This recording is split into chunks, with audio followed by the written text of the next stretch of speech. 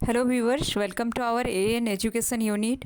आज हम आपका ग्रामर पार्ट से कुछ क्वेश्चंस को डिस्कस करेंगे। क्वेश्चन नंबर 1 है, सूर्य का स्त्रीलिंग रूप क्या है? सूर्यानी, सूर्य, सूर्यानी, सूरी, सूरा, सूर्या। तो देखिए, इसमें से अगर आप देखिएगा सही ऑप्शन जो होगा सूर्य का स्त्रीलिंग रूप जो है वो आपका सूर्या होगा, यानी कि क्वेश्चन नंबर 1 का डी ऑप्शन जो है सही है।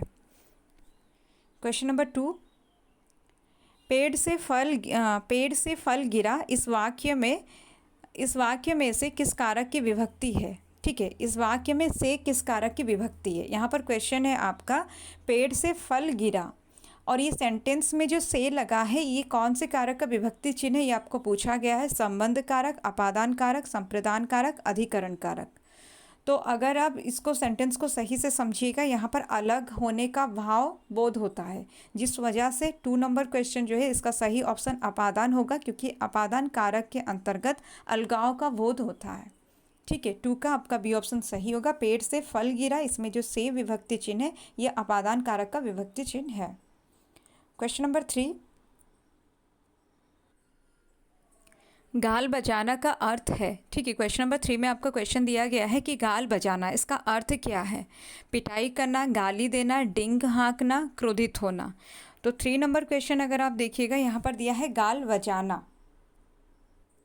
इसका अगर सही ऑप्शन आप अगर देखिएगा, इसका सी ऑप्शन सही होगा। ये जो मुहावरा गाल बजाना दिया है इसका अर्थ होता है डिंग हाँकना, मतलब बड़ी बड़ी बातें करना, उसको डिंग हाँकना बोला जाता है। मतलब जैसे कि सच झूठ मिलाकर जो लोग नहीं बोल देते कि बहुत बड़ी बड़ी बातें करना, उसको डिंग हाँकना बोला जाता है। 3 का सी ऑप्शन जो है सही है। क्वेश्चन नंबर 4, अगर मगर करना का अर्थ है। ठीक है, ये जो अगर मगर करना है इसका अर्थ क्या है? कपट करना, बहाने बनाना, इधर की बात उधर करना, व्यर्थ समय गंवाना। तो 4 नंबर क्वेश्चन अगर आप देखिएगा यहाँ पर जो दिया है अगर मगर करना, इसका अर्थ होगा बहाने बनाना। ठीक है, आपका 4 का बी ऑप्शन जो है सही है। अगर मगर करना का अर्थ है बहाने बनाना। क्वेश्चन नंबर 5, शुद्ध शब्द कौन सा है? ठीक है, यहाँ पर देखिए शुद्ध शब्द आपसे पूछा गया है। 5 नंबर क्वेश्चन अगर आप देखिएगा, यहाँ 4 ऑप्शंस में से आपका बी ऑप्शन सही है। आप लोगों को ये पता भी होगा, जो आपका सच्चिदानंद, हीरानंद, वात्स्यायन, अज्ञेय, ये नाम आप सब सुने हैं, सबको पता है इनके बारे में। तो ये सच्चिदानंद बी ऑप्शन में जो लिखा है ये सही है। 5 का बी ऑप्शन सही, ये शुद्ध रूप है सच्चिदानंद का। क्वेश्चन नंबर 6, शुद्ध वर्तनी वाला शब्द कौन सा है? देखिए यहाँ पर सुसप्ति दिया है और सुषप्ति दिया है, सुसुप्ति दिया है, सुसुप्ति। एक में दंते स में रसऊ है और एक में मूर्धन्य स में रसऊ, और उसके बाद में अगर आप पहला ऑप्शन देखिएगा दोनों में दंत स दिया है और दूसरा ऑप्शन में दंत स के साथ मूर्धन्य स का इस्तेमाल किया गया है। तो उस हिसाब से अगर 6 नंबर क्वेश्चन देखिएगा, यहाँ पर 6 नंबर क्वेश्चन में दिया है, आपसे पूछा गया है यहाँ पर सुसुप्ति का कौन सा स्पेलिंग जो है सही है। तो सी ऑप्शन में जो दिया गया है ये आपका सही है। दंत स में रसऊ, मूर्धन्य श में रसऊ, ये सुसुप्ति आपका सही है। 6 का सी ऑप्शन सही है। क्वेश्चन नंबर 7, सही वर्तनी छांटिए। ये जो है ज्योत्सना का आपका सही वर्तनी आपको ढूंढना है इसमें। तो अगर आप देखिएगा इसका सी ऑप्शन जो है वो आपका सही होगा। आपका सी और बी और सी दोनों ऑप्शन बिल्कुल सही है। ये आपका बी सी दोनों सही हो सकता है। ज्योत्सना जो है ये सही है। बी ऑप्शन और सी ऑप्शन का स्पेलिंग बिल्कुल सही है, तो ये दोनों ही आपका आंसर हो सकता है 7 का। क्वेश्चन नंबर 8, शुद्ध क्या है? संपूर्ण, सपूर्ण, संपूर्ण, संपूर्ण। तो देखिए अगर आप 8 नंबर क्वेश्चन देखिएगा तो 8 नंबर क्वेश्चन में आपका संपूर्ण का शुद्ध रूप पूछा है। तो यहाँ पर आपका सी ऑप्शन सही होगा, लेकिन डी ऑप्शन जो दिया गया है इसमें क्या होता कि अगर म आधा म लिखा गया है ठीक है, लेकिन र की मात्रा जो है वो गलत जगह पर है। बाकी सी ऑप्शन आपका सही है। 8 नंबर का संपूर्ण जो है इसका सी ऑप्शन सही होगा। सी के साथ साथ आपका ए ऑप्शन भी सही होगा, क्योंकि ए और सी दोनों बिल्कुल पूरा इक्वल है, इसमें कोई भी डिफरेंसेस नहीं है। क्वेश्चन नंबर 8 जो है आपका शुद्ध शब्द जो है ये संपूर्ण का दोनों स्पेलिंग सेम ही है, ए और सी, ये सही है। क्वेश्चन नंबर 9, दयानंद में प्रयुक्त संधि का नाम क्या है? गुण संधि। यहाँ पर दयानंद दिया है, ये कौन सी संधि के अंतर्गत आएगा? गुण संधि, व्यंजन संधि, दीर्घ संधि या इनमें से कोई नहीं। तो अगर आप 9 नंबर क्वेश्चन देखिएगा, 9 नंबर का आपका सही ऑप्शन जो है वो आपका हो जाएगा, यहाँ पर दिया है दयानंद। दयानंद जो है आपका दीर्घ संधि के अंतर्गत आएगा। आप लोगों को इसका संधि विच्छेद करके बताना है कि दयानंद का संधि विच्छेद कैसे करने पर कैसे क्या होगा, वो आप लोग बताइएगा। 9 नंबर का सी ऑप्शन सही है, दयानंद दीर्घ संधि है। क्वेश्चन नंबर 10, कपिस में प्रयुक्त संधि का नाम क्या है? वृद्धि, विसर्ग, व्यंजन, दीर्घ। तो 10 नंबर क्वेश्चन अगर आप देखिएगा, 10 नंबर क्वेश्चन का भी डी ऑप्शन जो है वो आपका सही होगा। कपिस जो है दीर्घ संधि के अंतर्गत आएगा। आपको कपिस और जो आपका रहा दयानंद, ये दोनों का संधि विच्छेद करके देना है। क्वेश्चन नंबर 11, सदैव में प्रयुक्त संधि का नाम है। सदैव जो है ये कौन सा संधि है? स्वर्ग संधि, विसर्ग संधि, दीर्घ संधि, व्यंजन संधि। तो 11 नंबर क्वेश्चन अगर आप देखिएगा, 11 नंबर का जो सही ऑप्शन आपका हो जाएगा, ये आपका स्वर संधि के अंतर्गत आएगा। स्वर का भेद है सदैव, लेकिन दीर्घ संधि के ये अंतर्गत नहीं आएगा और ना ही विसर्ग और व्यंजन संधि के अंतर्गत आएगा। इसलिए आपका ए ऑप्शन सही होगा कि सदैव जो है स्वर संधि है।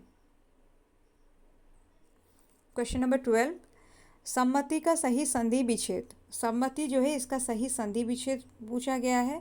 यहाँ पर दिया है सम जोड़ मति, सत्य जोड़ मति, सद जोड़ मति, सन जोड़ मति।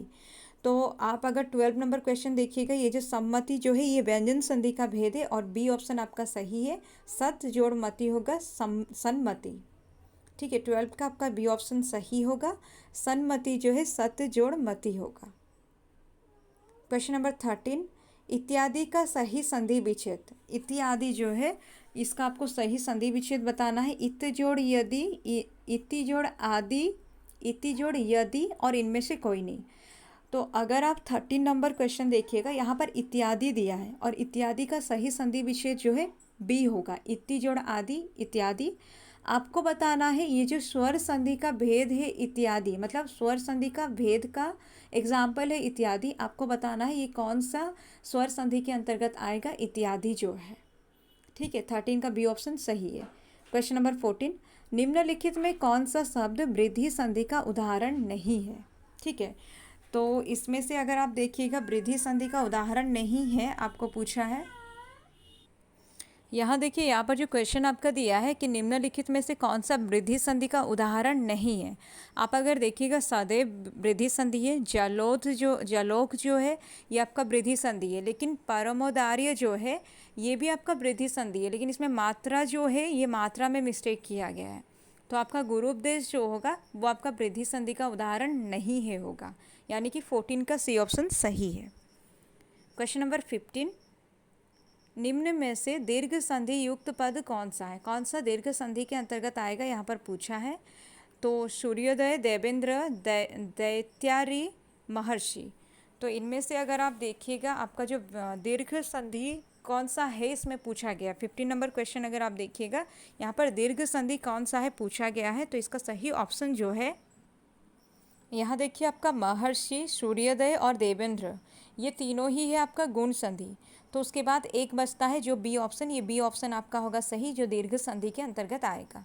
ये याद रखिएगा, महर्षि, सूर्योदय, देवेंद्र, ये तीनों ही है आपका गुण संधि। क्वेश्चन नंबर 16, इनमें से कौन सा स्वर संधि का उदाहरण है? संयोग, पवन, नमस्कार, मनोहर। तो यहाँ पर देखिए ये जो संयोग, पवन, नमस्कार, मनोहर ये दिया गया है, इसमें से आपका बी ऑप्शन जो है ये सही होगा। बी ऑप्शन आपका स्वर संधि का उदाहरण है।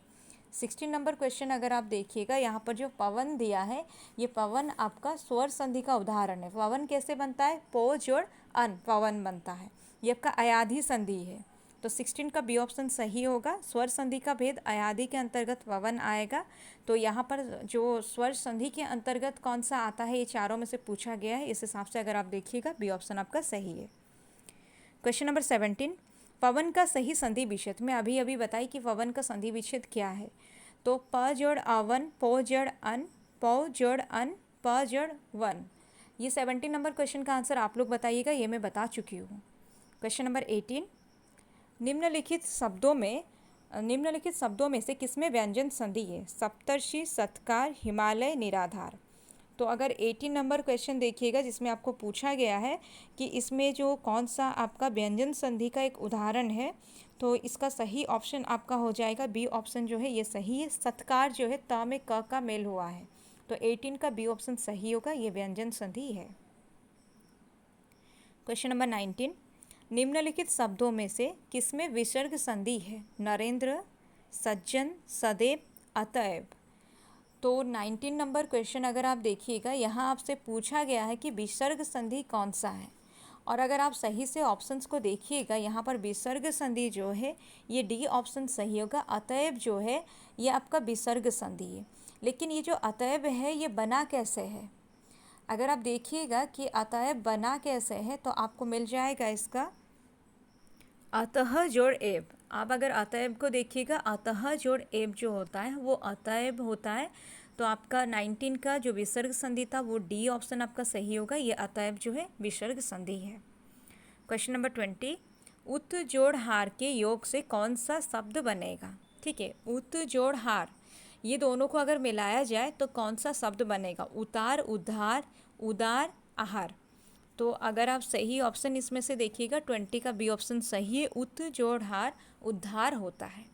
तो ये लगभग आपका 20 क्वेश्चन है। आप लोग बताइए इसमें से कितना क्वेश्चन आप लोगों का सही हुआ है, और जो जो क्वेश्चंस पूछा गया है वो क्वेश्चंस का आंसर दीजिए, और चैनल को शेयर कीजिए, सब्सक्राइब कीजिए और पढ़ते रहिए, क्योंकि टाइम हमारे पास बहुत कम है।